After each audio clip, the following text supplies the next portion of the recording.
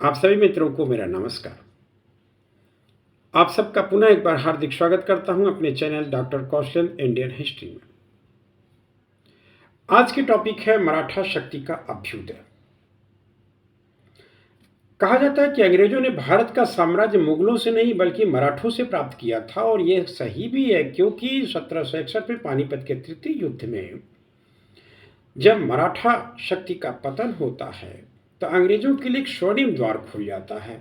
और अगले 2-3 सालों के बाद जब बक्सर युद्ध 1764 होता है तो वहाँ पर उत्तर भारत की तीनों शक्तियों को आसानी से पराजित कर वे भारत की हथेली पर दुर्भाग्य और गुलामी लिखने में सफल हुए।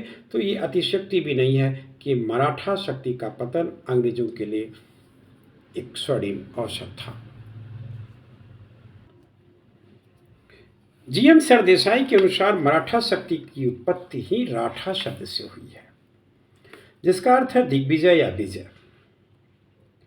लेकिन ग्रांड डफ महोदय मराठों के उदय को आकस्मिक अग्निकांड की संज्ञा देने से भी नहीं चूकते। आकस्मिक अग्निकांड यानी जैसे बिना तैयारी के सब कुछ जल के भस्म हो गया। आकस्मिक अग्निकांड, ग्रांड डफ। जो भी हो, मराठों के इतिहास में उनकी भौगोलिक परिस्थितियों का योगदान बहुमूल्य रहा है। या औरंगजेब की हिंदू विरोधी नीतियों पर भी इनके उदय का छाप पड़ता है। भक्ति आंदोलन को भी हम नकार नहीं सकते। महादेव गोविंद राणा ने एक अपनी पुस्तक लिखी थी, rise of the Maratha power. इसमें उन्होंने महाराष्ट्र की इन भौगोलिक परिस्थितियों को दर्शाया है। उबड़ खाबड़ भूमि, गुरिल्ला युद्ध का जन्म।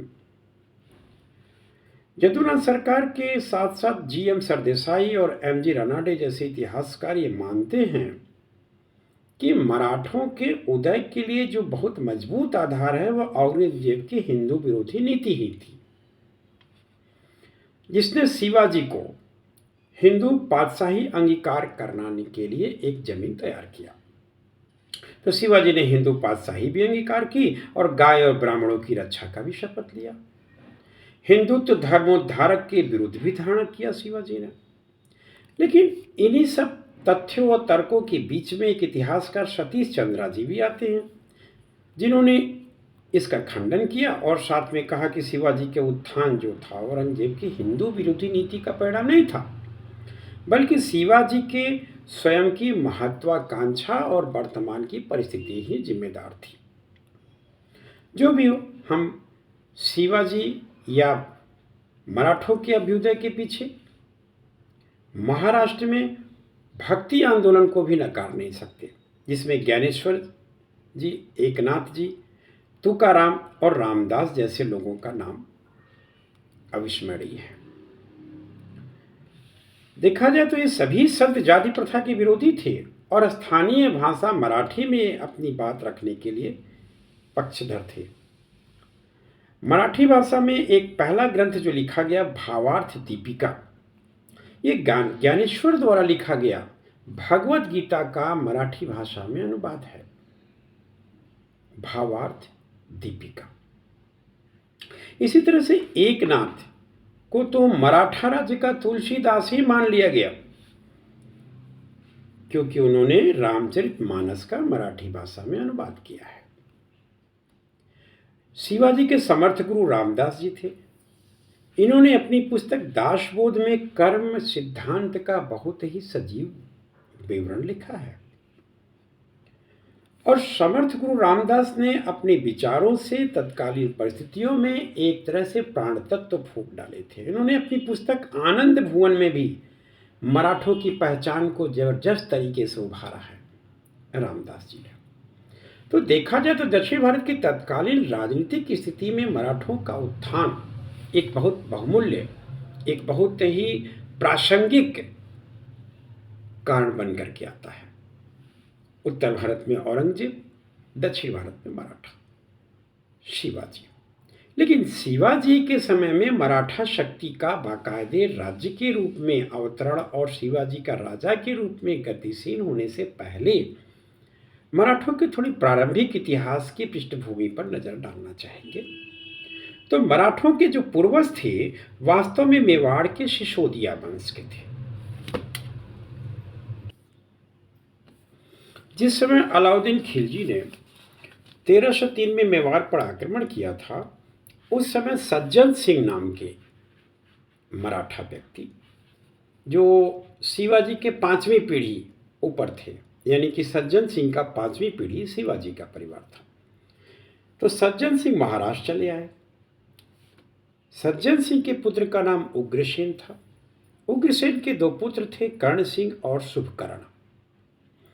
शुभकर्ण के जो पौत्र हैं, शुभकर्ण के समय से ही एक तरह से देखा जाती है भोसले उपनाम जोड़ने लगे थे अपने नाम के साथ। तो शुभकर्ण के पौत्र बालाजी भोसले थे, और बालाजी भोसले के 2 पुत्र थे, मालोजी और विठोबा जी।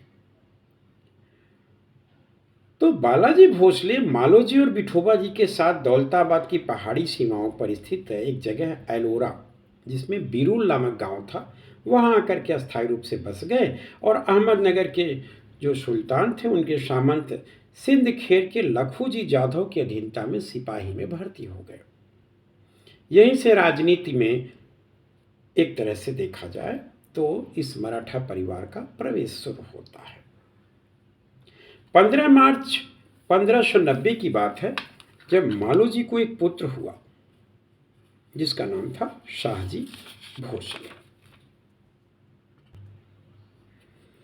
मालोजी भोसले अहमदनगर के सुल्तान की नौकरी करने लगे, और बाद में बेरुल के आसपास की पटेलाई भूमि भी इनको मिल गई।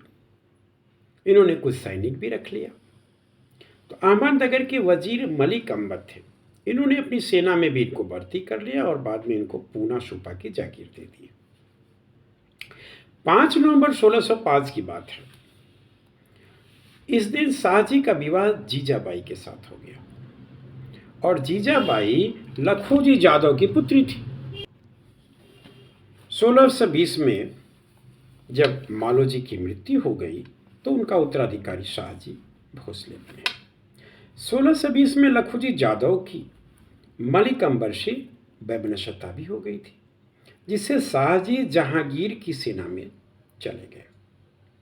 यानी मुगल बादशाह जहांगीर के सेना में मराठों का जाना एक तरह से पहली बार था। ये तो ये समय था 1620।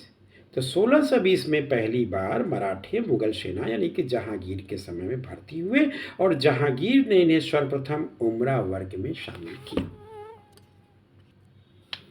कालांतर में जहांगीर के उत्तराधिकारी जब शाहजहां मुगल बादशाह बने, तो उनके समय में शाहजी भोसले को 1630 में 500 की मनसबदारी भी मिल गई। शाहजी के पुत्र का नाम शिवाजी, और शिवाजी के 2 पुत्र थे, संभाजी और राजाराम। संभाजी के एक पुत्र थे शाहूजी, और शाहूजी के बाद पेशवाओं का शासनकाल चलता रहा। यही मराठों का आद्योपाद इतिहास की एक पीढ़ीनुमा रेखांकन मैंने किया। अब इसके आगे की तथ्य कल आपको अगले वीडियो में हम देना चाहेंगे। तब तक के लिए धन्यवाद। जय हिंद, जय भारत, नमस्कार।